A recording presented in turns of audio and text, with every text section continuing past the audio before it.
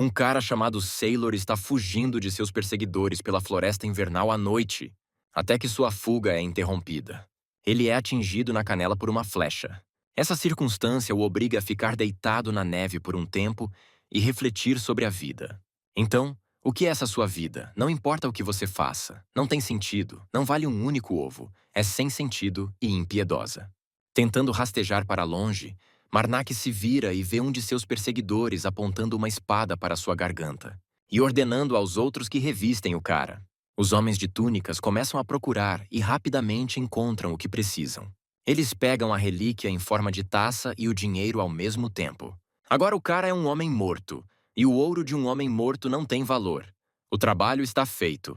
Agora é só uma questão de tempo. O avô balança sua espada de mão e não hesita em cortar a cabeça do herói. Mas isso não é o fim. Afinal, na vida, no jogo, você sempre pode lutar até o fim, mesmo em circunstâncias como a morte.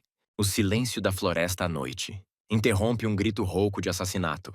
E esse grito é respondido pela cabeça do rapaz. Ele pede por sua mãe. O desmancha-prazeres não está zangado com ele. Afinal, ele só precisava morrer dessa maneira para se livrar da perseguição. Uma mão enfaixada em pé não está satisfeita com a resposta e agarra suas roupas. Enquanto decapitado, o corpo vem à sua cabeça. Marnak pede para não se preocupar com a mãe estraga-prazeres. Não há necessidade de se preocupar com a divindade que estava na relíquia, porque o cara já a levou embora. As mãos, colocou a cabeça no pescoço e superou os constantes pedidos de assassinato da mãe. A única desvantagem dessa maneira de se livrar da perseguição é que Marnak perdeu todo o dinheiro. É um pouco deprimente, mas certa vez, o herói vivia uma vida comum. Então, sua existência era repleta de rotina. Sendo um homem de 30 anos, ele se sentia cansado o tempo todo, inclusive dos jogos, só para fugir do mundano. Ele começou a procurar equilíbrio e acabou encontrando jogos complicados.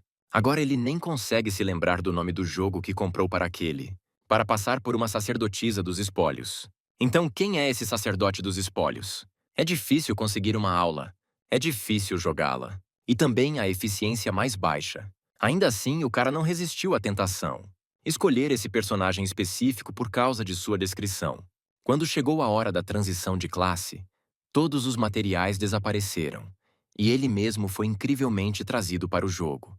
E a mão que constantemente exige matar é, na verdade, uma deusa, que ele venera, e eu sou o nome e a mãe dos espólios. Sua jornada começou há 5 anos, quando o herói começou a servi-la. Ao acordar, ele não tinha nada em jogo além de rouba, sacerdote, espólio e mão, e deusa. Através dela, o recém-formado sacerdote sentiu uma conexão com uma enorme encarnação da deusa, que imediatamente começou a adorar.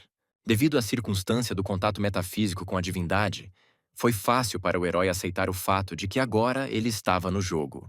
De acordo com a história, o sacerdote da deterioração foi melhorado com drogas por um homem. Então agora ele estava mais forte do que antes, e todos os seus sentidos estavam aguçados. Além disso, seu corpo não pode ser morto por meios normais. Isso requer poder divino. Além disso, algo aconteceu com sua percepção da realidade. Afinal, antes ele não suportava ver sangue, mas agora mesmo as cenas mais brutais são percebidas por ele como algo comum. A única desvantagem tangível é a completa falta de sabor na comida. O que faz o herói ansiar por iguarias e, em particular, pelos peitos de porco de Inca. Depois de um tempo, o Marnak chega à cidade, onde se registra na Guilda dos Caçadores, e se pergunta se há algum trabalho para ele. Uma recepcionista chamada Erin imediatamente começa a procurar no arquivo algo que possa ser adequado para uma sacerdotisa de apoio. Afinal, foi aos seguidores desse culto que ele se apresentou. Em geral, existem certas restrições neste mundo. Por exemplo, se um representante de uma ordem é chamado de membro de outra ordem, a ira desse seu Deus. Por causa disso, ele é imediatamente marcado com uma punição que seus companheiros de guilda podem ver. Mas a mãe do desmancha-prazeres trata essas coisas com indulgência. Além disso, a Ordem dos Espólios é inimiga de todos os outros. Bem, Marnak é agora essencialmente o único sacerdote da mãe. Enquanto Marnak contempla sua posição dessa maneira, o registrador finalmente encontra um trabalho para ele e lhe entrega uma folha. Essa situação não é um problema para o herói. Afinal, quando ele veio para este mundo, ele imediatamente adquiriu conhecimento de escrita e linguagem. Portanto, o objetivo da missão é que os agricultores começaram a desaparecer nas proximidades de Gizé. Há uma recompensa de 30 moedas de prata pela cabeça dos bandidos, ou uma por informações. Nada demais para um sacerdote como Marnak. Só que ele se pergunta se há alguma maneira de receber parte da recompensa adiantada. Como exceção, Eren concorda, mas lembra-o da multa que o herói enfrentará se não voltar a tempos. Depois de receber a missão e um adiantamento por ela, Mornak e um grupo de homens vão para a aldeia mais próxima. Ele se lembra da ruiva Eren e se justifica para a mão assassina, que ela entendeu tudo errado e que ele não estava apaixonado por ela. Você não precisa dizer isso. Na verdade, isso o deixa com raiva. Em seu monólogo interior, a sacerdotisa da destruição se distrai com o bem-humorado e falante Pierre. Ele começa a bombardear Marnak com perguntas sobre de onde ele veio, pedindo que ele lhe conte sobre sua terra natal, mas imediatamente muda para sua aldeia e seus pais. Em geral, Pierre é muito falante. Mas mesmo com o fluxo de suas palavras, o herói conseguiu saber sobre os rumores de que os fazendeiros não desaparecem por causa de bandidos ou monstros, mas por causa de um fantasma. Um capitão de esquadrão chamado Galant percebe que o tagarela já cansou seu companheiro de viagem e acena para Pierre se aproximar dele. Mas ele não se desanima. O homem gordo acelera o passo e promete que voltará em breve. E então eles continuarão esse diálogo esclarecedor. E o padre retoma seu estranho monólogo com sua mãe. Por quê? Ela está sempre exigindo que todos sejam mortos. Na verdade, isso poderia colocá-lo em apuros. O estado emocional do padre é tão instável que ele fica com raiva, convencendo sua deusa de que precisa das 29 moedas de prata restantes. Ela não percebe que ele prefere passar este inverno aquecido e sua mão simplesmente atende às suas exigências matá-lo? O padre suspira e se acalma. Ele sorri e admite que exagerou um pouco. Então, não deixe que ela se ofenda com seu seguidor. Em resposta, Jamanak recebe o pedido padrão de assassinato de sua mãe. A propósito, quantos dedos a mãe dos spoilers dá a essas pessoas? 1 dedo para Pierre e 2 para a fome. Nada demais. É uma pena, porque um padre spoiler pode ganhar pontos e divindade de sua deusa por matar pessoas de diferentes níveis. Cada dedo sucessivo dá 10 vezes mais que o anterior. Portanto, se por 1 dedo são 10, por 2 são 100, por 3 são 3.000, por 4 são 10.000 e por 5 dedos são 100.000 de divindade. Mas o melhor de tudo isso é que se você acumular 10.000 pontos, eles podem ser trocados por um poder. E Marnak já acumulou 10.000 quando absorveu a divindade da relíquia e do cálice. Existem mais 12 artefatos como esse no mundo. Acontece que originalmente eram 13. A mãe dos espólios informa ao seu seguidor que, se ele coletar todas as relíquias, ela concederá todos os seus desejos. E o cara já escolheu o que desejar. Bem, o que mais ele poderia escolher quando lhe oferecem absolutamente qualquer desejo? É claro que ele quer recuperar o paladar. Bem, por enquanto Marnak, sonhando em saborear peitos de porco novamente, e um Pierre perturbado volta para ele. Ele transmite as ordens do comandante, para não incomodar o padre com sua tagarelice. Ao que o maníaco responde que não há nada com que se preocupar, ele está bem. Mas então os olhos do herói se arregalam de surpresa, porque o grupo deles foi atacado. Quase todos os homens foram alvejados. Até mesmo o comandante repreendeu Lada, que levou um tiro direto no pescoço. O herói agarra o ombro de Pierre, que está atordoado, e o joga para o lado. E foi na hora certa. E ainda assim, flechas voam em direção a eles, que se encaixam no corpo do padre. Marnak cai no chão sob o olhar aterrorizado de Pierre. Tendo dispersado o esquadrão dos arbustos, os arqueiros, confiantes na vitória, levantam-se. À medida que os bandidos se aproximam da carroça, o corpo de Marnak jaz na neve. E, no entanto, o padre da pilhagem ouve novamente o eterno chamado de sua divindade, para matar todos ali. Os atacantes parecem bandidos. O que ele deve fazer? Fingir estar morto e coletar pontos de divindade deles na hora? Não. Examinando os cadáveres de seus companheiros com um olhar indiferente, Marnak escolhe um caminho diferente. O sacerdote do saque levanta-se lentamente do chão e olha para aquela espada ao seu lado. E então a agarra com um sorriso nos lábios. Assume uma postura de luta. O herói pode fingir estar morto de vez em quando. Mas o que é realmente mais importante é que ele gosta de atacar a brecha. E agora Marnak, de seu lugar na frente, direto para o arqueiro perplexo nos arbustos. Forte golpe de espada. E um oponente descuidado perde a cabeça. O resto dos bandidos que estavam escondidos atrás de troncos de árvores neste momento ficam surpresos com o que aconteceu. Um deles é um homem com uma cicatriz na bochecha. O fica furioso. Ele se vira para seus aliados e ordena que eles cuidem do resto dos sobreviventes enquanto ele enfrenta o padre. O bastardo não pode lançar um ataque sem ser visto. Ele salta no ar com toda a sua força, caindo sobre a lâmina preparada do Marnak. Por um momento, os olhares dos rivais se encontram em um contraste de indiferença e raiva. Uma breve escaramuça resultou no herói descartando seu oponente. Todd se agrupa no ar e pousa em pé, quebrando a neve. Eu me pergunto quantos dedos uma mão valeria para um homem com uma cicatriz. O capitão, por outro lado, fica ainda mais enfurecido com os murmúrios inarticulados da nossa sacerdotisa, e suas lâminas se chocam repetidamente com incrível força e velocidade. 2,5 dedos. Muito interessante. Então, esse bandido comum poderia valer tanto quanto o guarda florestal que cortou a garganta de Mernak recentemente. Que engraçado que este jogo não tem absolutamente nenhum equilíbrio. Mas o herói até gosta disso. E enquanto o sacerdote se comunicava com a mão, o bastardo faz outra tentativa de pegá-lo. Desta vez, porém, a lâmina não resiste, e o fragmento voa alguns metros atrás dele. Isso deixa o inimigo extremamente animado, o que o faz rir. É aí que entra em jogo a nuance da pontuação de 2,5 em divindade do bandido. É que ele tem uma arma especial feita de aço gelado.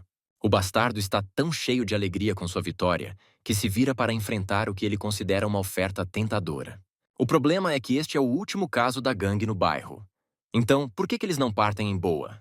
Essa sugestão estranha me faz sorrir. E ele está fazendo uma contraproposta. Por que a gangue deles não para de ser bandida e parte rumo ao pôr do sol agora mesmo? Porque assim eles com certeza não teriam mais nenhum problema. O homem com cicatrizes fica perplexo, olhando para o padre. Ele deve estar louco para pensar seriamente que eles concordariam em partir tão facilmente. E Marnak, com seu sorriso feliz, queria responder algo, mas não teve tempo, pois levou uma flechada na cabeça. O capitão se vira para seus companheiros e diz com uma risada que eles não estavam com pressa. Ele já estava. Pensou que morreria ali por causa da lentidão deles.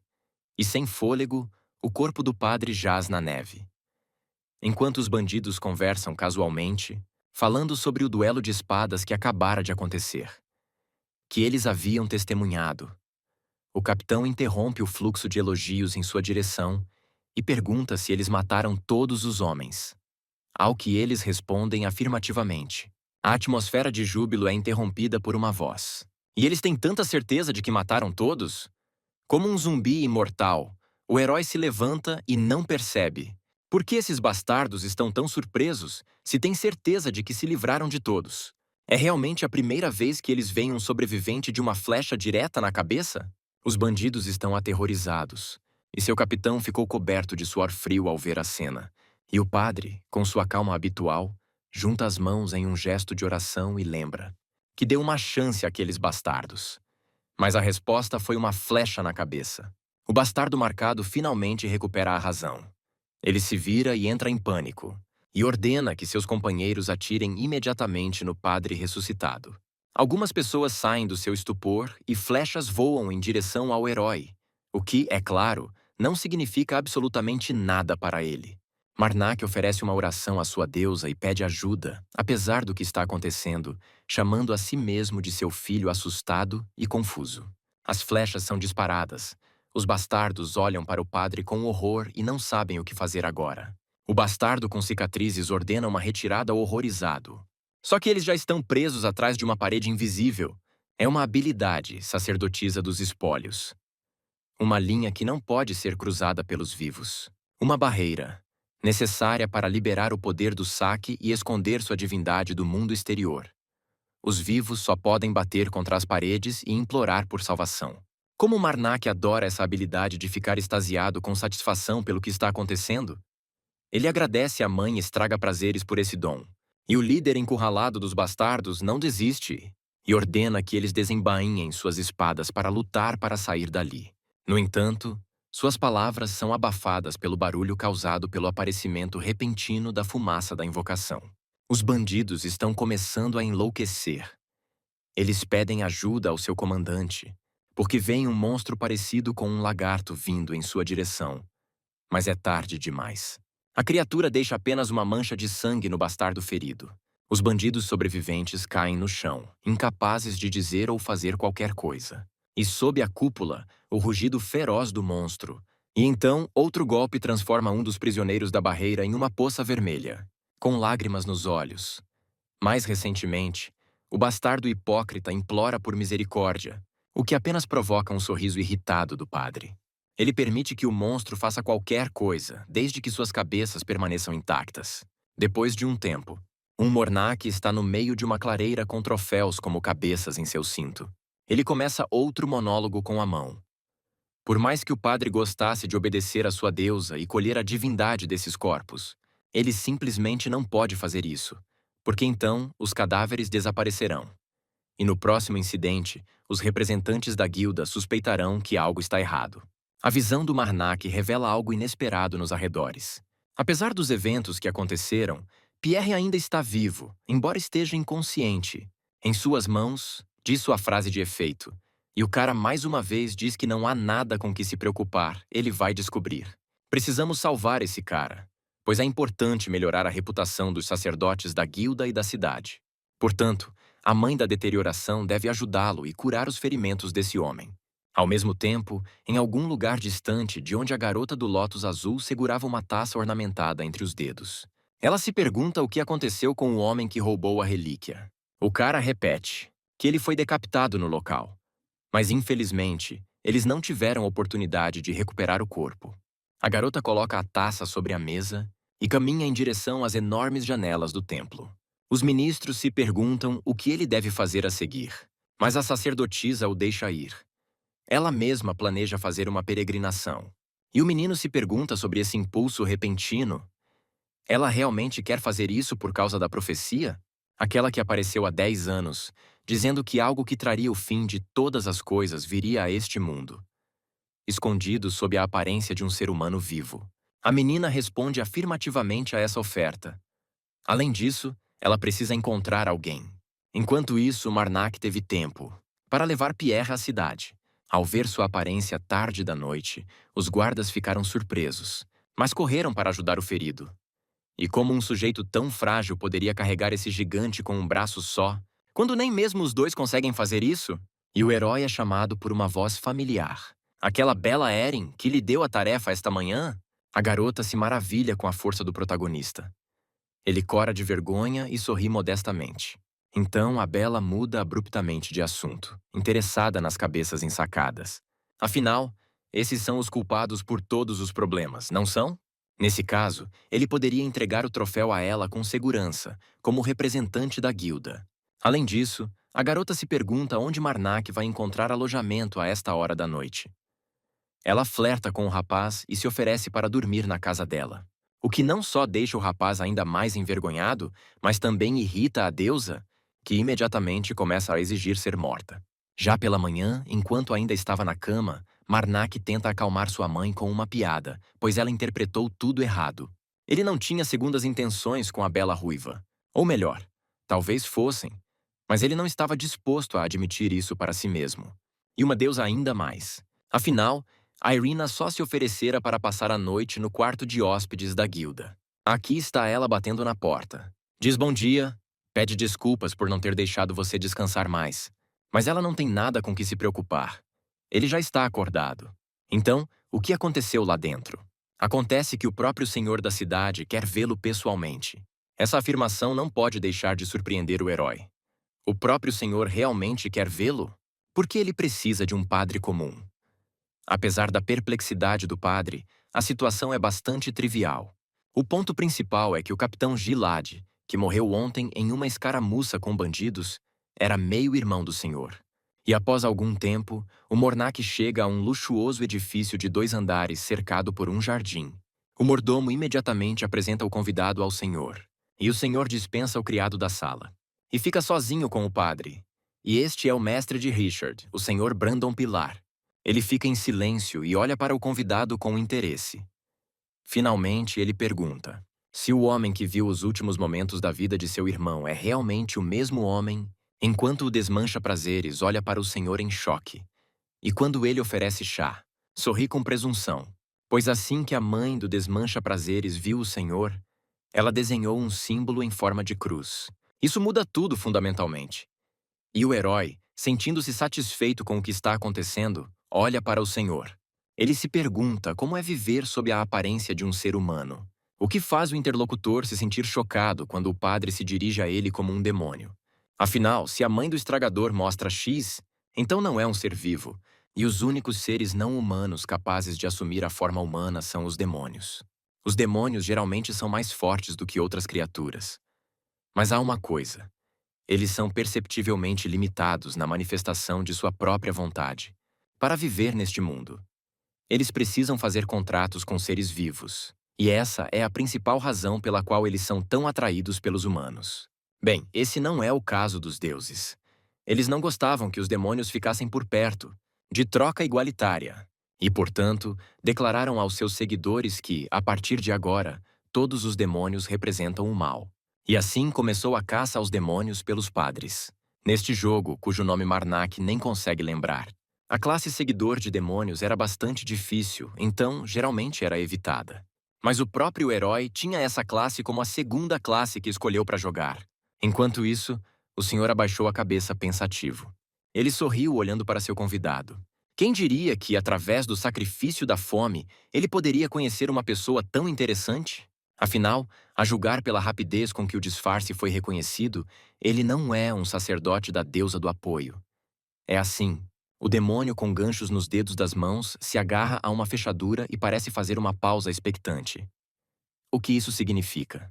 O convidado de honra também sorri e diz que é o sacerdote da mãe da destruição. O que deixa o senhor ainda mais surpreso.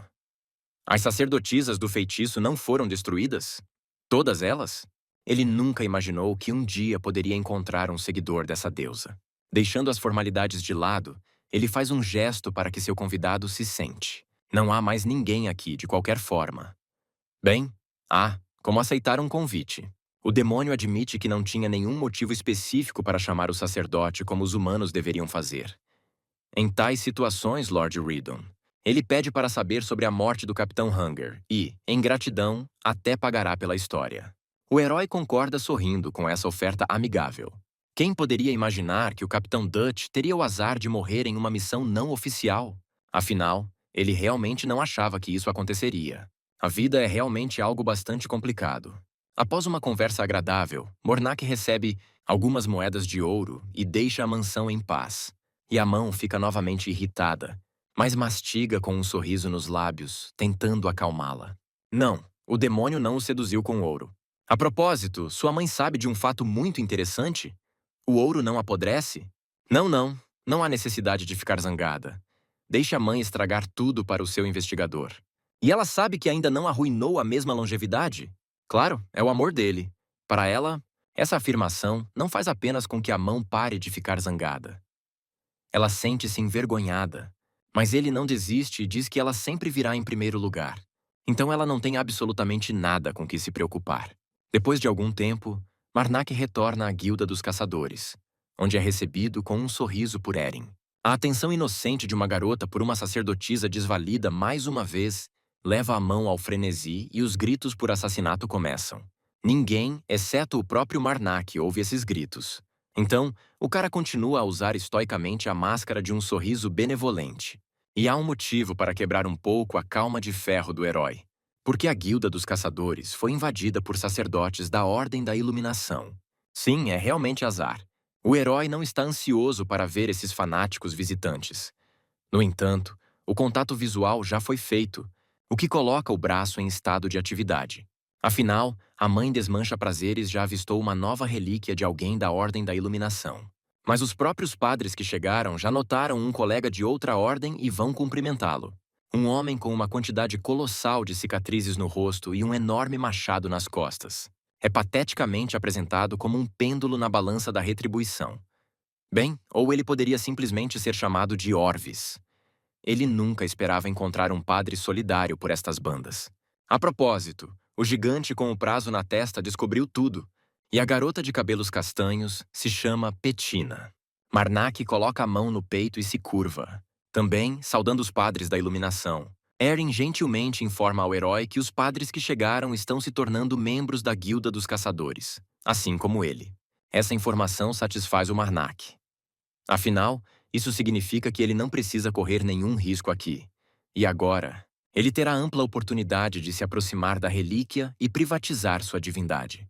A única desvantagem dessa situação é que não será possível fazer isso completamente despercebido.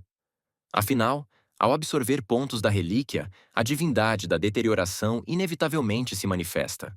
E assim, da última vez, a relíquia foi absorvida pela divindade em um lugar tranquilo, e em seguida, ao se matar, ele deixou o rastro. Um método bastante peculiar de atingir o objetivo mais adequado para um bandido. Orv relata que agora eles estão indo para o senhor da cidade, para que possam conversar com nosso herói um pouco mais tarde. Virando-se, os padres se afastam amigavelmente com seus enormes martelos. E Marnak não faz ideia do porquê de eles precisarem de um senhor em primeiro lugar. A registradora Erin Light, por outro lado, se apressa em explicar por que os sacerdotes estão tão ansiosos para se juntar à guilda. O fato é que eles têm um grande desconto para essa classe. E acontece que, apesar da maneira sedutora do convite para passar a noite, a garota só queria ajudar um mendigo a se casar. Bem, é claro que ela queria. Ele realmente achou que ela o convidou por interesse pessoal? Vale muito a pena para ele manter a compostura, por autoilusão, ao jogar bem essa carta e ser um brincalhão. No entanto, a garota não vai ser humilhada. Ela diz que estava pensando nele, afinal. Eren se aproxima do rapaz e pede que ele lhe dê uma bênção de proteção. Mas a quem? O final da frase de Chertova é sussurrado em seu ouvido. Sobre os alimentos, para que não estraguem tão rapidamente. A compostura de ferro do padre desmancha prazer e se quebra, e ele abruptamente se retira do mal-entendido. Por que ela não pode dizer isso a ele normalmente, em vez de sussurrar em seu ouvido? O registrador da SH fica chocado não apenas com o Mornak, mas também com a mão. Naturalmente, ela imediatamente começa a exigir que Hulko seja morto, e Eren só se diverte com a confusão do cara. Ela se senta de volta em seu lugar, e diz que ele parece ter sorte por não ser impedido de falar com alguém. Quem é aquele? Ela se vira e vê que um dos sacerdotes da iluminação voltou para a guilda. Ele acaba sendo um cara grande com um chifre na testa. Ele imediatamente relata que voltou por causa do preconceito do povo do norte em relação à sua raça. Ele apenas decidiu ser cauteloso e ficar na guilda, e então se despediu de seu parceiro. Mas o ruivo declara que o Lord Dom pouco se importa com tais preconceitos. Ele pode parecer frio, mas sabe o que faz. Todos em Giza tratam o senhor muito bem, pois ele sabe separar o pessoal do profissional. O registrador da Shega aconselha à distância a não se deixar levar pelos estereótipos do senhor. Por essa informação, o unicórnio agradece a garota e pede para conversar sobre o capítulo Geis e muito mais. Mas algum tempo se passa, durante o qual Eren elogia o senhor. E depois, o herói se pergunta por que foi preciso a iluminação para conhecer um homem tão maravilhoso. O unicórnio não tenta esconder o propósito da visita. É porque o grupo deles está aqui por causa de uma profecia de 10 anos. Orvis acredita que aquele que trará o fim do mundo pode ser um demônio.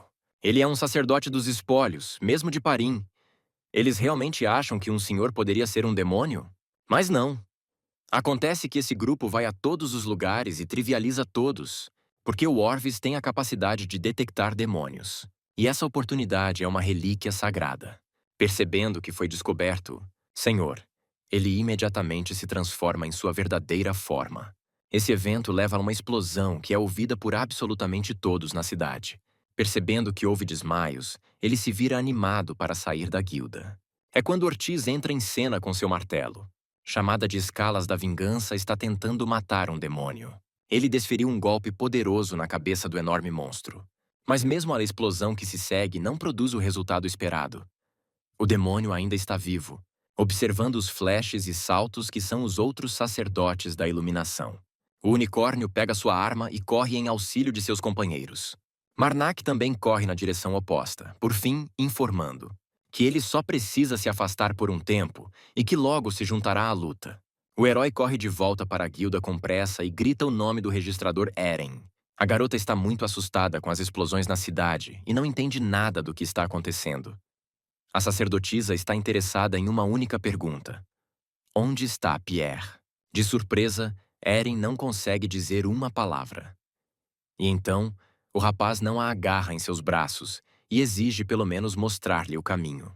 Ele se afasta com força da soleira da guilda e voa alguns metros para cima, o que o faz cair na calçada, e pedras voam para os lados. Mas a sacerdotisa do saque não se detém por essa ninharia, e ele é levado adiante. Eren olha ao redor o máximo que pode. Devido à sua posição, a cidade está em caos e as pessoas estão fugindo em pânico. Em meio a tudo isso, os Orcs podem ser vistos no alto do céu, com seu martelo ao lado. Em pé sobre a cabeça do monstro, a garota não encontra nada melhor para fazer do que afirmar o óbvio. Há um monstro enorme enfurecido no centro da cidade, mas os padres desmancha-prazeres não estão interessados no óbvio. Ele só está interessado em uma coisa: onde está Pierre? Finalmente, a garota se recompõe e aponta o dedo na direção, mantendo Eren fora. Marnak invade um prédio onde, apesar do caos na cidade, está dormindo pacificamente com o menino que eles estão procurando. Esse fato traz alívio ao casal. Pierre não se feriu nos incidentes com o monstro. Marnak também relata que não pode permitir que um homem resgatado na floresta morra de forma tão tola. Aparentemente garantindo a segurança da cidade, ele coloca um carrapato em seu ombro como se fosse puxim. Depois disso, ele se vira para a garota chocada com sua força. O padre não consegue carregar os dois nos braços. Então, deixa que a própria garota o levante com firmeza pelas costas, o que ela realmente faz. Outro chute forte na perna. E lá vai ele, com dois homens nas costas, correndo a toda velocidade. Ela se lembra de algo e se vira para Marnak. Acontece que há uma passagem secreta. A informação é tão boa quanto possível. Então, onde ele está? A garota imediatamente aponta o dedo na direção. Uma das casas tem uma saída para fora da cidade. Só que a porta está trancada. E, antes que ele possa dizer uma palavra, a porta desaparece. O padre apenas a danificou sem diminuir a velocidade. A garota se vira chocada para a porta já vazia. Sério? Marnak é realmente tão forte? Carregando pessoas. O padre dos espólios pede que, em caso de perigo, você saia pela passagem. Mas ela percebe. E ele? Mas eles não têm tempo para conversar. Marnak caminha em direção à saída, pois é hora de ele voltar. Ela o chama, mas sem sucesso. O padre desmancha-prazeres já começou a sair correndo do prédio. Ele logo corre até uma estrutura em ruínas, onde encontra um unicórnio macho gravemente ferido. Cornulus reconhece-o e vira a cabeça. O herói percebe que o homem não está vivo. Seus ferimentos são muito profundos, e não há nada que ele possa fazer para ajudá-lo. Então, vou ter que deixá-lo para trás. Por fim, ele pergunta onde estão os demais companheiros agora. E o unicórnio relata que a garota Pitão já está morta. Ele se pergunta como eles iriam derrotar esse demônio? Cornulus não vai esconder informações, pois eles trouxeram outra relíquia com eles. Uma espada branca. Foi essa que Ornis enfiou na cabeça do demônio. Cornulus é solicitado a pegar a espada e enfiá-la o mais fundo possível para atingir o cérebro. Porque assim o demônio finalmente morrerá. Depois de dizer essas palavras, o unicórnio macho morre. Sob o cadáver de Cornul, a sacerdotisa dos despojos invoca sua deusa. Que a destruição absorva o calor daquela pessoa, e ele ganha pontos e divindade por seu corpo. Enquanto isso, Orvis ainda está vivo e continua a luta. Ele balança seu martelo e tenta enfiar a espada branca mais fundo, enquanto o monstro entra em fúria. Ele tenta se livrar do cavaleiro indesejado e destrói a cidade no processo. É quando Marnak aparece e aproveita a oportunidade para se juntar à luta, ele salta e enfia sua espada na carcaça da besta, com a intenção de se apoiar nela dessa forma. Ótimo! Era só o que precisávamos. Como chegar até Torres e a bola branca? Não é tão simples assim, pois o demônio se contorce em agonia, e é um desafio permanecer em cima dele. Além disso, parecia que a besta estava prestes a dar um golpe mortal nas costas dos seus cavaleiros. Então, um idiota o joga para o lado. Ele fere as ruínas de um prédio com seu corpo, e no mesmo momento, seu braço se manifesta. Ao chamado dela para matar o cadáver, Marnak grita novamente para o ar. Ele abre os olhos e percebe que está bem, como sempre. Virando-se de costas, o padre corrupto começa um monólogo com a divindade. como a mãe do carrasco costumava dizer, e o preto segue o branco. E então chegou um momento muito interessante que fez o padre saqueador sorrir. Muito perto dele estava uma das duas relíquias. O que os sacerdotes da iluminação trouxeram para esta cidade? Sem perder tempo, ele agarra o cristal com a mão e o pressiona contra o peito. É assim que ele apresenta a mão que está sob a relíquia sagrada. E considerando que agora ele tem pontos de divindade suficientes, é hora de dar um novo poder à praga. A mãe dos espólios absorve a divindade da pedra e remove o selo de seu fiel seguidor. Infelizmente, por enquanto, as relíquias são a única maneira de aumentar seus poderes. Afinal, elas são as únicas que dão pontos suficientes repetidas vezes. O sacerdote saqueador sorri satisfeito, estando de bom humor após ganhar um novo poder.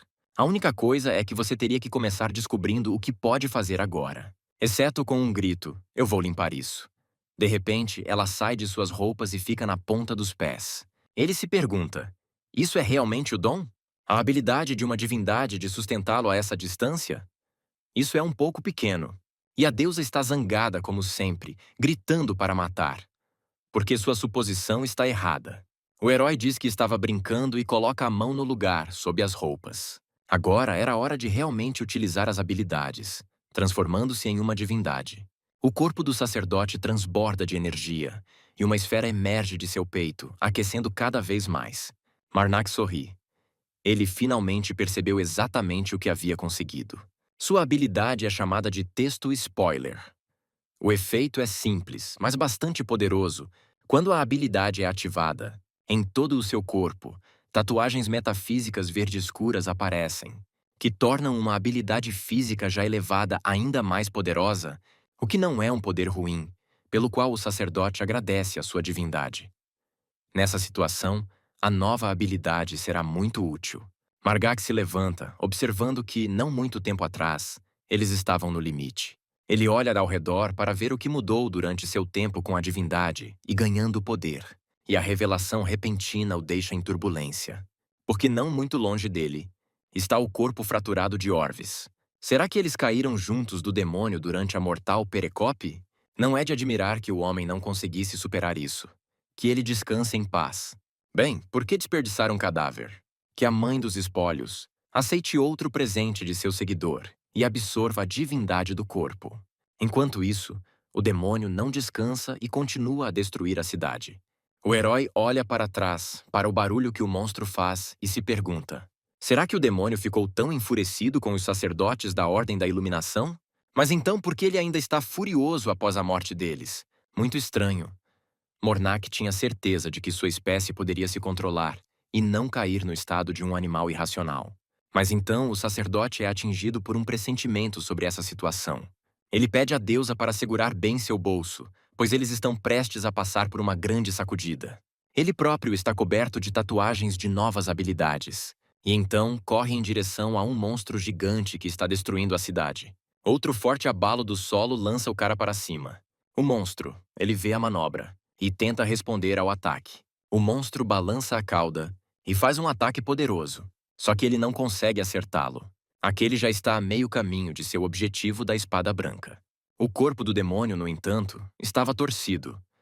Isso significava que outro golpe mortal estava por vir. Só que Marnak estava esperando por algo assim, e por isso estava pronto. Graças a uma série de movimentos deliberados, o cara consegue evitar o ataque do monstro. Há uma poderosa explosão que estilhaça os vidros das janelas das casas, e Marnak se dobra ao meio devido a um súbito ataque de tosse. Ele olha para sua mão coberta de sangue negro e não percebe que não tem muito tempo restante, porque o esforço de usar o texto spoil faz com que seu corpo apodreça por dentro. E se você deixar o mal sair de seu corpo, ele perderá a capacidade de se mover. Com um salto rápido, ele voa em direção à espada branca e o bistrô o agarra. De acordo com a garantia da raiz falecida, ele, os sacerdotes da iluminação, tentaram perfurar o cérebro do demônio com ela.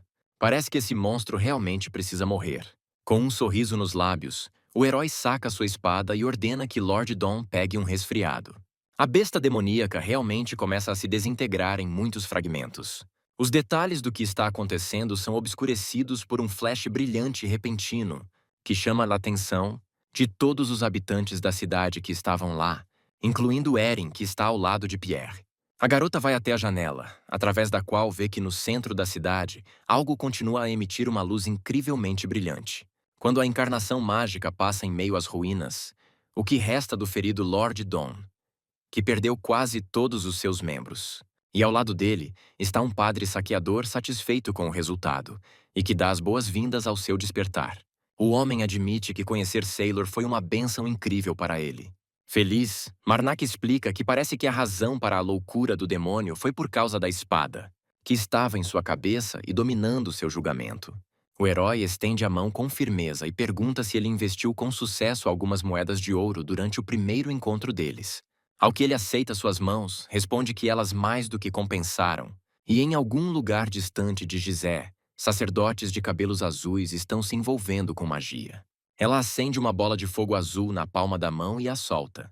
Assim que toca a neve fria, ela imediatamente começa a devorá-lo. À medida que o fogo se aquece, as temíveis chamas azuis são admiradas pelos dois, uma sacerdotisa e um homem muito mais alto do que ela. Este é o mesmo velho barbudo que uma vez decapitou um Mornak no meio da floresta noturna que havia roubado uma relíquia. O homem diz que, não importa quantas vezes ele olhe para esse poder, ele fica hipnotizado todas as vezes. Todo o fogo azul molha a neve, mas deixa a grama no chão e as agulhas das árvores intocadas. Mas infelizmente o corpo não está aqui, embora o velho tenha certeza de que este é o lugar. Por outro lado, já fazia algum tempo desde que ele havia sido abandonado aqui, decapitado, e o cadáver do monstro e da besta também pudessem ter levado tudo embora. E a sacerdotisa concorda com sua suposição. Ela agradece ao velho e pede mais um favor. A menina precisa saber os nomes de todas as cidades próximas. Infelizmente, a cidade ainda não foi suficientemente reconstruída em muitos lugares, com escombros de edifícios espalhados pelas ruas.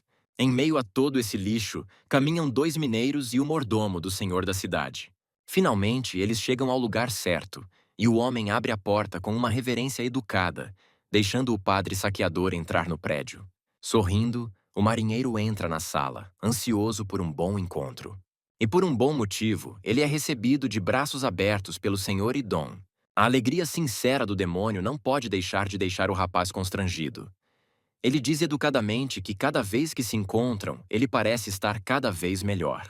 Lord Brandon agradece ao seu convidado pelos elogios, lembrando-o mais uma vez de que está sempre torcendo pelo caçador de demônios, e ele apenas sorri de volta. Quem ele matou se é um demônio e está se sentindo bem?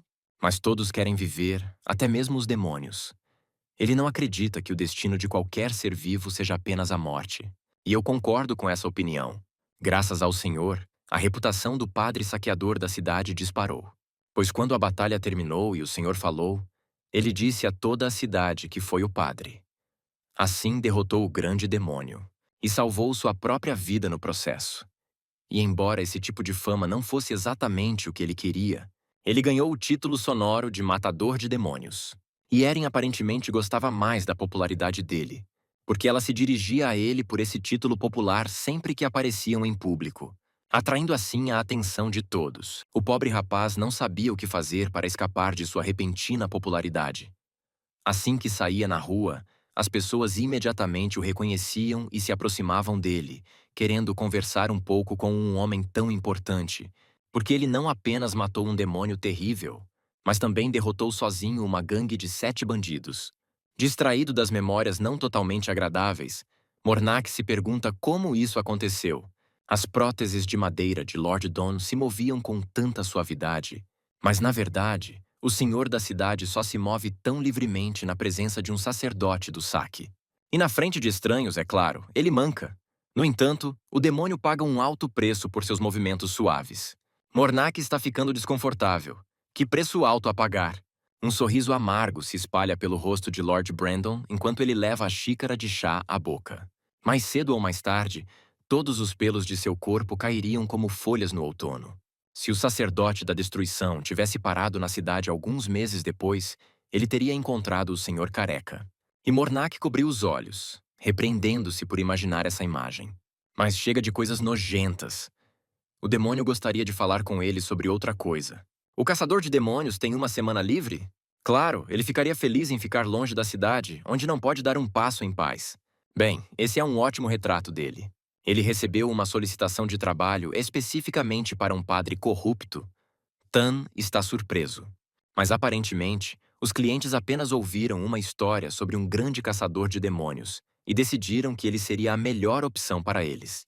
Se entendi corretamente, trata-se das relíquias sagradas de um antigo império. Assim que ouve isso, o Marnak imediatamente fica todo ouvidos. E a recompensa do senhor será 5 moedas de ouro.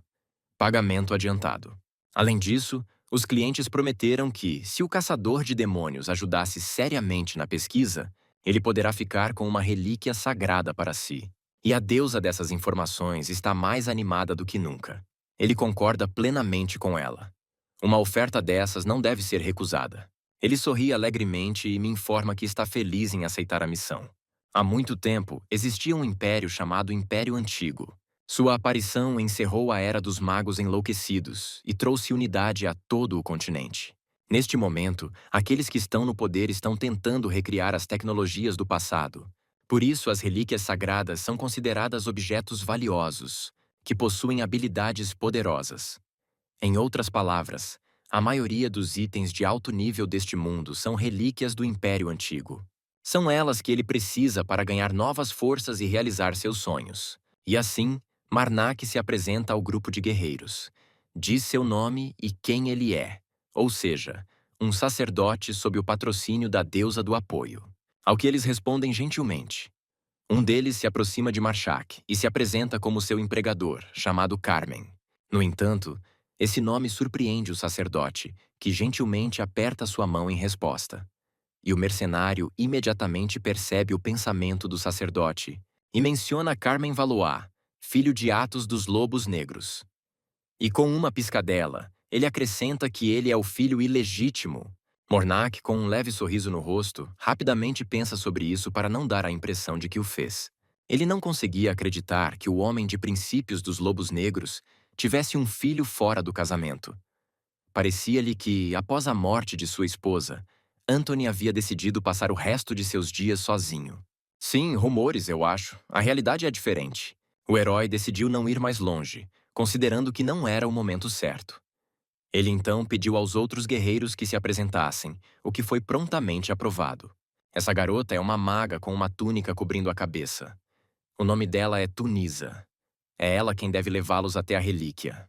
E aquele cara manco com cara de bobo com o vinagre é um grande benfeitor com quem você pode contar. Gromile. É bom apertar a mão do próprio caçador de demônios. E Marnak responde dizendo que se sente desconfortável ao ser chamado assim.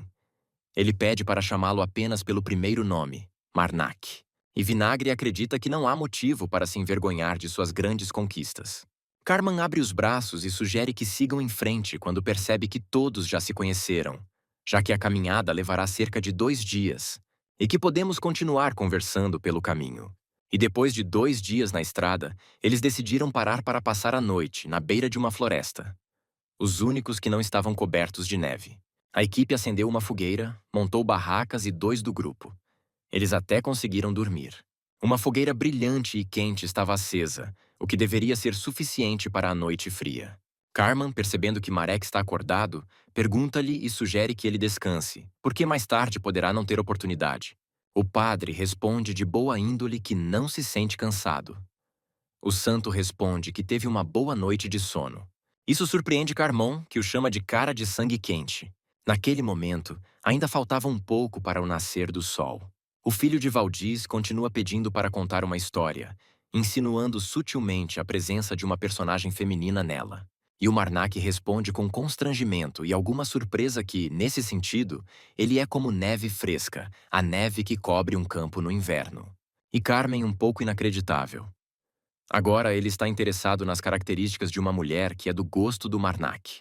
E quando ele pergunta, a história ganha vida e a mão decepada do padre coloca seus pensamentos em ordem. Depois de pensar um pouco, ele responde que é importante para ele que a garota esteja sempre ao seu lado. O que fez a deusa se contorcer um pouco em seu bolso, e Carmen compartilha da posição de Larnaca. Ele acredita que não há nada melhor do que acordar de manhã e ver uma garota dormindo pacificamente ao seu lado. A partir desse diálogo, o filho de Valde se anima e diz como é importante que um parceiro de vida tenha um grande coração bondoso. Amon concorda com aprovação e levanta o polegar, emitindo seu chamado padrão para a morte. Bem, obviamente esse coração tem que estar no seu peito para conter toda essa bondade com um pouco de loucura no seu rosto. E a voz de Carmen disse, abrindo os braços para os lados no ar. Portanto, esses seios também devem ser grandes. E a mão fica em estupor e pede para matar. Um sorriso satisfeito se espalha pelo rosto de Carmen, que se vira para o Mornac com uma declaração. Sim, o filho de Valdiz gosta de garotas com seios grandes. O padre fica um pouco inseguro sobre o que dizer, mas elogia gentilmente Carmon por saber o que quer. Marnac tem certeza de que é esse conhecimento que o ajudará em suas aventuras. Mas para ser honesto, em boa consciência, ele ainda aconselha não dizer isso diretamente às garotas. E Carmen me garante que ela não fala sobre isso com qualquer um. E agora ele só está fazendo isso porque há um Mornac do outro lado do corredor. Conversando com o padre, parece que ele encontrou um velho amigo. E até agora ele está mantendo a conversa. A clareira se enche de risadas calorosas. É uma bela manhã. Mornac lembra-se do pedido da deusa para que ele escolhesse seus amigos com cuidado. Mas, para ser honesto, ele gosta de socializar com o bolso. Sim, ele pode ser estranho, mas é um garoto muito legal. O último passo e uma voz feminina é ouvida. Eles estão na casa de Tunis, segurando o capuz de suas vestes e prestes a dizer algo. Ela pega sua chave, que brilha intensamente em sua mão, e fala para todos. Ela abrirá uma passagem para as ruínas. Tunis pega o capuz de seu manto, com a intenção de tirá-lo da cabeça, e diz algo em voz baixa que fica cada vez mais alta e clara. Ela vai abrir a passagem e usar sua chave agora mesmo. Entrar nas ruínas do Império Antigo é bem fácil. Primeiro você precisa encontrar uma chave como esta. Depois chegar às coordenadas que estão nela. E então ler as palavras na língua antiga da chave. Então, um poço aparecerá no ar. Ela deve ser inserida e girada no sentido horário ou anti-horário. E como apenas magos podem ler a língua antiga, seu papel nessas missões é indispensável. A única exceção a essa regra dos jogadores é Marina, com um olhar astuto. É isso mesmo. Ele consegue ler a língua antiga. No entanto, isso deve permanecer um mistério para os outros. Nesse momento, Tunis já havia aberto um portal que espalhava uma tonalidade áspera e os convidava a entrar no desconhecido. Eles esperam não estar enganados. Carmen já lançou sua mão e correu para os outros. E Marnac percebeu que, sem conexões, das quais ele quase não tinha nenhuma neste mundo, era muito difícil encontrar a chave sozinho. E enquanto ele pensava, todos tiveram tempo de se mover para um novo local. Uma enorme ruína de pedra apareceu diante de seus olhos. Diante delas, a equipe parecia peões comuns em um tabuleiro de jogo. Eles exclamaram com espanto diante da ruína, brilhando de admiração. Em comparação com as outras ruínas que ele tinha visto, essas eram as mais bem preservadas. E ele sugeriu que começássemos a explorar. A essas palavras, o padre acrescentou com alegria e um sorriso que certamente haveria muitos artefatos a serem encontrados ali. Ele nunca pensou que teria a chance de entrar em uma ruína que só tinha visto em fotos na internet. Marnac colocou reverentemente a mão sobre o coração e olhou para cima, sentindo o coração bater forte com esses pensamentos. O que era que a Tunísia não podia deixar de notar? Mas isso não abalou sua determinação de seguir em frente ou fazer perguntas. Uma tocha queimava nas paredes das ruínas, mas não estava claro de onde ela tinha vindo. De qualquer forma, a equipe se move para dentro da estrutura. Seu caminho é bloqueado por uma porta de tamanho simplesmente inacreditável, com nomes incompreensíveis em toda a sua altura, repousando em sombras grosseiras. Marnac já entende isso, e há um texto antigo. Na porta estava escrito o seguinte: prove que o sangue da família imperial corre nas veias de seus filhos. Atenção, a sacerdotisa está interceptando Tunis. Ela também leu este manuscrito, lendo-o em voz alta para os outros. Ela está amargurada porque eles não têm o sangue imperial da antiga família. Como naquele momento a porta se rejeita e a cor muda para auras, inundando a sala. Parecia que eles teriam que levar a luta até eles. A multidão de monstros já os estava atacando por dentro, movendo-se incrivelmente rápido. Seus membros eram finos como ossos, e uma capa esfarrapada pendia em suas costas. Suas cabeças, que pareciam cérebros humanos nus, eram aberturas largas, Vinegar ficou tenso e já se preparava para receber o golpe, segurando sua arma com força nas mãos. Ele brandiu seu enorme machado e destruiu de uma só vez vários monstros em seu caminho. Tunisa, segurando seu cajado nas mãos, começou a lançar feitiços. O chão sob meus pés se abriu, coberto de rachaduras, e começou a brilhar com uma cor dourada brilhante. Após um momento sob os pés dos monstros, ele começou a sacudir e levantá-los. Uma explosão forte veio do lado deles e alguns simplesmente desapareceram da face da terra. Marnak está cheio do poder da deusa da destruição e seu corpo começa a brilhar.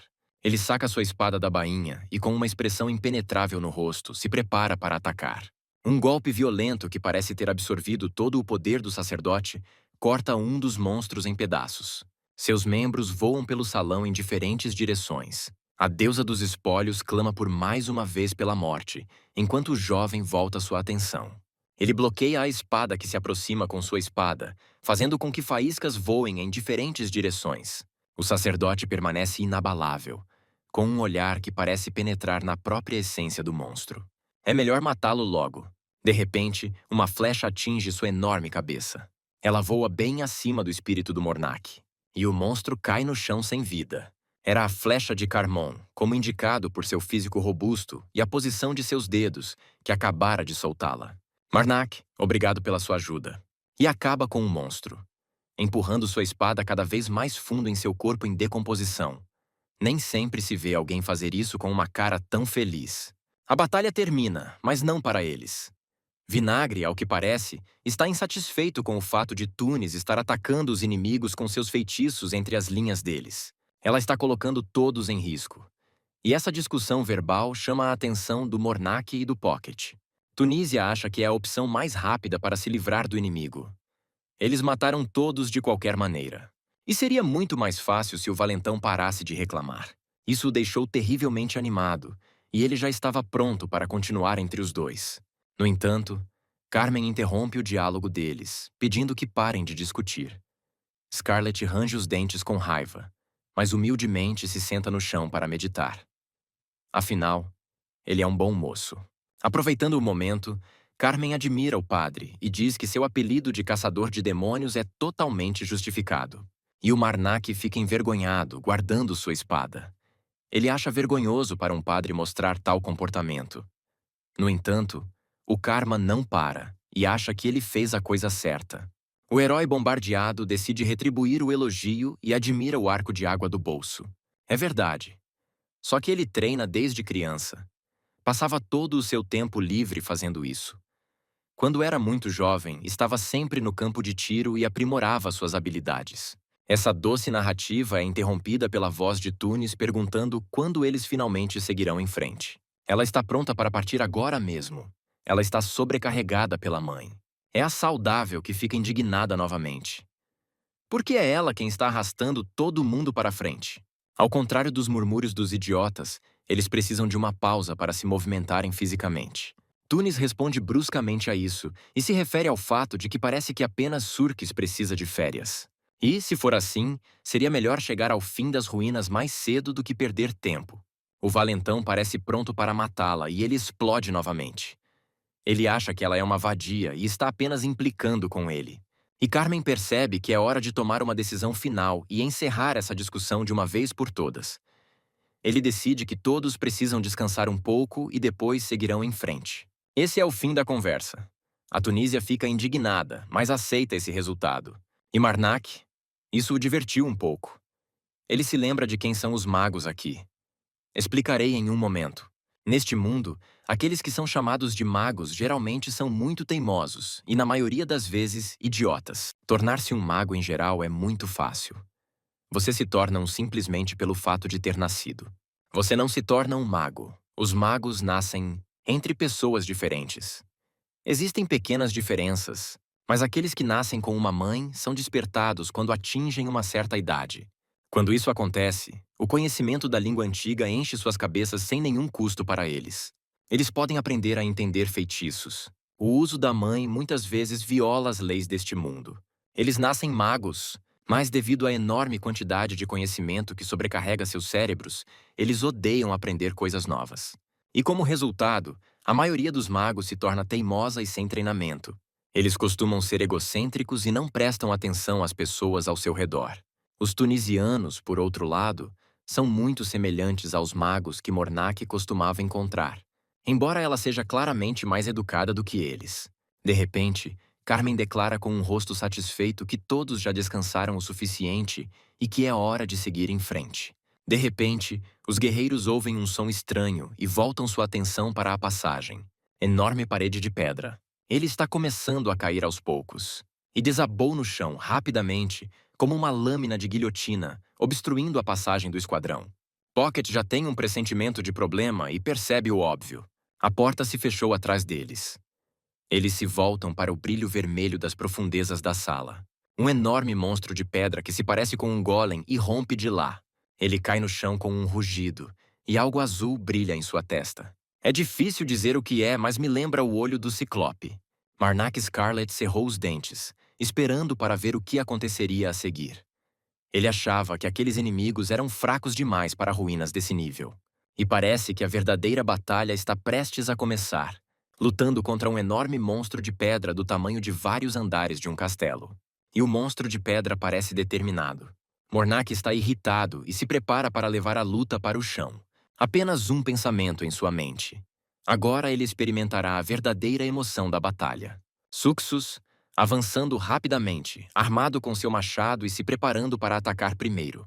Nesse momento, Tunis, com um tom calmo, mas afirmativo, ordena que ele recue. Ela começa a recitar o feitiço, digitando em seu cajado, pronunciando a palavra cada vez mais claramente. Enormes pedras se erguem diretamente do chão. Eles atacam o monstro de metal e o mago. Parece que o monstro não vai perder e não vai se intimidar com tal coisa. Tunis também transpira em sua mente. O pensamento de uma possível derrota paira em sua mente, revelando-se em seus olhos. Um bolso igualmente assustado grita atrás dela para que ela termine o feitiço ou fuja. É muito perigoso ficar parada. O monstro levanta o olhar para cima e sua pedra brilhante, em vez de olhos, começa a brilhar. É como se estivesse reunindo energia para algo. Imediatamente, ele libera um enorme raio bem acima da cabeça de Tunis, onde ela havia aplicado seu feitiço. Toda a tropa congelou em antecipação. Só Deus sabia o que eles tinham. Então, na minha cabeça, houve uma enorme explosão que destruiu a magia de Tunise. Ela percebeu que havia falhado, mas era tarde demais. Sua teimosia pregou uma peça nela. O golem de metal correu em direção a ela na velocidade da luz e balançou o braço. Ele simplesmente eliminou a maga. A equipe está em choque. Mesmo o forte vinagre não conseguia acreditar no que via. Em desespero, ele se lançou atrás desse monstro, brandindo sua arma na tentativa de se vingar. Marnak antecipou algo assim e gritou com toda a força para que o grandalhão manco pulasse. O Sushun conseguiu avistar algo azul. Houve uma nova explosão ainda mais poderosa do que a anterior. Primeiro, ele arrancou o chifre do guerreiro, e em seguida, parte de seu rosto, e finalmente livrou o mundo do grandalhão. Restam apenas 2 desses grandalhões. Marnak, preocupado com a cara confiante, pergunta ao arqueiro se ele quer viver. E tal pergunta confunde o arqueiro. Mas ele responde afirmativamente. Não há tempo a perder. Mornak aperta os punhos com mais força, com a intenção de socar e diz rangendo os dentes. O bolso não teve chance. Ele só teve tempo de se perguntar quando já estava voando em direção à sua mandíbula inferior. Seus olhos rapidamente cobriram suas pálpebras. Quando Marnak pegou os corpos cortados, ele não teve tempo para sentimentalismos. Ele se lembrou de seu gigante e pediu à sua mãe para mimá-lo e invocá-lo sem oração, para a qual ele não tinha tempo. De repente, um gigante branco com 2 fileiras de dentes grandes e uniformes aparece de outro portal. E sua força, pelo que parecia, era tão grande quanto a desse monstro de metal. As estátuas abaixo dele fixaram o olhar para considerar seu novo adversário. Quando 2 palmas foram firmemente colocadas juntas. Ele bateu em sua cabeça com toda a sua força e o forçou a se deitar no chão. Enquanto o gigante lidava com essa monstruosidade de metal, é um espetáculo a uma distância segura. E colocou o corpo de Carmão no chão. O sacerdote fica impressionado com seu gigante e informa a mãe dos spoilers, ao que esta responde afirmativamente com mate. Marnak, tendo um pouco de tempo, coleta a divindade de seus parceiros já mortos. Recém-parceiro, ele recebe 1000 por um mago e apenas 100 por um bandido. Carmen continua sentado inconsciente, como o padre o deixou. Nesse momento, somos visitados por maus pensamentos. Ele percebe que o gigante levará muito tempo para lidar com o monstro de metal. Não é tão fácil assim. A mãe de Spoilsport ouve seus pensamentos e, com meu pedido de assassinato, se oferece para acelerar o processo. E o herói concorda com ela sem hesitar. Ele está cansado de ver seu corpo começar a se metamorfosear e um novo poder fluir por seu sangue, fazendo suas veias incharem. Ele se lança ao resgate, mentalmente imaginando um plano de ação. Esse é o seu alvo: um monstro de metal branco. Mais especificamente, a coisa em sua cabeça. Cristal Azul. A gigante mãe Spoil e libera sua terceira mão por trás, como se estivesse convidando, no entanto, e ele pula em cima dela. O padre já havia percebido que a coisa na cabeça do monstro é a única parte que é diferente do resto do corpo. E talvez, se ele conseguir destruí-la, algo esteja prestes a acontecer. Mornak voa sobre a cabeça de seu servo e salta diretamente sobre o rosto do monstro, armado com sua espada. Aqui ele já sente o perigo quando, brandindo sua arma, um padre voa em sua direção. Em pleno voo, ela perfura o cristal, que se estilhaça em pequenos fragmentos. Com tal golpe, o monstro cai no chão com uma aparência realista. E o gigante das profundezas das ruínas voa com o prazer da vitória e seu poder diante de um inimigo derrotado. Mark agradece graciosamente por isso. Mas a mãe dos escombros aponta severamente o dedo e diz que ele deve matá-lo. O padre gorjeia, mas vira o rosto. Vários outros portais vermelhos escarlates se abriram acima do teto, e monstros iguais ao anterior começaram a emergir de lá. Lá está Marnak, por assim dizer, se perguntando se eles são bastardos de metal. Caíram no chão com um baque. As chances estavam contra eles. O padre já havia percebido que a situação estava complicada e que era hora de dar o fora. E a mãe dos espólios estava apenas esperando por sua decisão. Depois de um tempo, quando Carmen acordou, ele fez a pergunta lógica. Mas assim que o padre começou a responder, como aquele arqueiro guerreiro já havia descoberto, Suchos e Tunísia morreram. Marnak apenas acrescentou que tudo aconteceu muito rápido e não houve chance de salvá-los. Carmen assumiu a culpa e pensou que deveria ter ativado a chave quando aquele gigante de metal havia acabado de cair do teto. Ele nem mesmo teve a chance de conhecer os rapazes. Marnak mudou de tom e falou severamente que eles foram contratados para cumprir a tarefa. Eles estavam plenamente cientes dos riscos e totalmente conscientes de suas ações. Eles sabiam os riscos que estavam correndo. Portanto, você não deve se culpar pela morte deles. Carmen se acalmou um pouco e perguntou onde eles estavam agora. Ele recebeu uma resposta simples. É a sala atrás da porta dos fundos. Sua mente disparou abruptamente e flashes surgiram de sua memória. Ele tentou recriar em sua cabeça a precisão do que havia acontecido com eles. Foi então que ele se lembrou de ter sido nocauteado. Provavelmente para impedi-lo de ver as coisas, talvez fosse a coisa certa a fazer. Especialmente porque ele foi salvo por um sacerdote Marnak. Carmen diz que agora tem uma dívida com ele e jura pelo nome de Belshazzar. Ele promete retribuir na mesma moeda. E Marina está ansiosa por seu momento. O guerreiro ficou um pouco surpreso com esse acordo. Ao que o sacerdote respondeu que era sua natureza. Como se costuma dizer, aceite enquanto ele oferece. E sorri. O marinheiro pergunta como o guerreiro está se sentindo e avisa que, se tudo estiver bem, eles devem partir imediatamente. O problema é que o guerreiro de metal ainda está lá, ele informa ao bolso. O sacerdote acabou de fugir dele. O filho imediatamente se decide e responde concordando, levantando-se. Marnak não mentiu exatamente na linha de fundo. Afinal, mais 3 caíram do teto depois que o primeiro gigante de metal venceu. E, infelizmente, o padre deixou seu gigante como um saco de pancadas. Mal abrindo a porta, ele empurrou Carmon para dentro e pediu ao gigante para cuidar das coisas. O marinheiro acreditava que sobreviveria. E talvez nem se ofendesse. Eles deram mais alguns passos para dentro do prédio. E o Marnak ergueu a cabeça com espanto e alegria. À frente deles havia outra porta enorme com inscrições em uma língua antiga. Parecia que eles haviam chegado ao fim das ruínas. O sacerdote informou ao seu bolso, de um equidna com um sorriso no rosto. Ele se ofereceu para entrar.